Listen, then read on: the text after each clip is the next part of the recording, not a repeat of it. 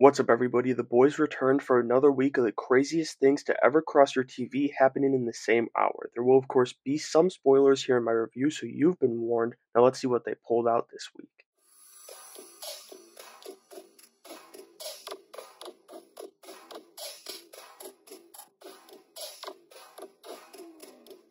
Alright, so usually we'd kick it off with the stuff I didn't like about the episode, but this week I didn't have anything I really thought was like a full con or a full negative, so we're getting right into the pros section, and I will have tiny gripes throughout.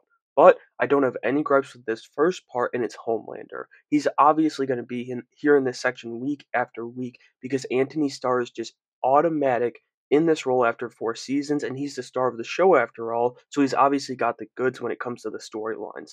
That was on full display again this week, as even though we didn't get to see a bloody Homelander like last week, we got to see him losing his mind over going home last week, so still some connection. We also saw him finally find a way to raise Ryan his way, and it's letting him do whatever he wants as they take the director's car and wallet, and that scene was hilarious. Then towards the end, we got the scene where Homelander talks about being emancipated, which was maybe the craziest dialogue from this episode and season and whole show, and Frenchie's stoned. But the big thing this week was definitely Homelander breaking through. Like I said, he's finally found the way to raise Ryan, and he breaks through to Ryan, which was terrifying. Like, it's literally what they're off trying to prevent with Victoria Newman happening where they should be, stopping Homelander. I love it. Next up, we're talking about a different character, but only in a sense, I think. That's Jeffrey Dean Morgan's Joe, who's an old friend of Butcher, and as many fans have theorized from the get-go this season, not real. At least I don't think so anymore. I wasn't convinced as early, but there's some clear signs this week that I just can't ignore anymore, and it was really the line where he told Butcher that they don't belong with the decent people, with decent people, that kind of felt like it was addressing obviously Jeffrey Dean Morgan's character not being real in this show, but it also kind of felt like in a real world sense, it's kind of addressing all terminal illnesses in the world coming from the manifestation of a terminal illness in this show. And then the nail in the coffin for me though was when we got the bright light fade from Huey's mom to Joe. It's not a coincidence the two temp soups are alone with important people in their lives and never seen in the loved ones are never seen by like Frenchie or MM.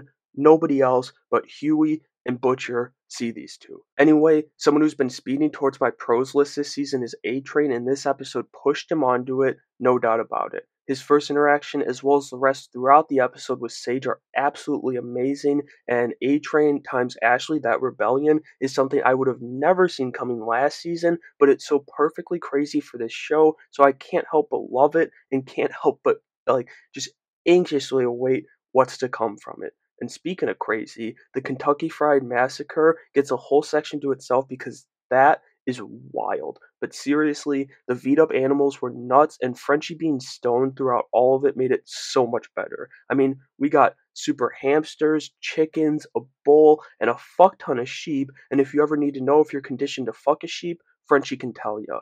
Finally, I love the stuff with Hugh Sr. this episode. I mean, not only was it great to really get Simon Pegg back, like probably in his most substantial role since season one as Huey's dad, but with a big twist. I still don't love the casting for Huey's mom, but it was better this week as Simon and Jack kind of carry the load in those amazing scenes. Then, like I said, I do believe the mom isn't real anymore, just like Joe, and with her it felt weirder when they were looking for Hugh Sr. and she went the same way as Huey. That's kind of what clicked it off in my head.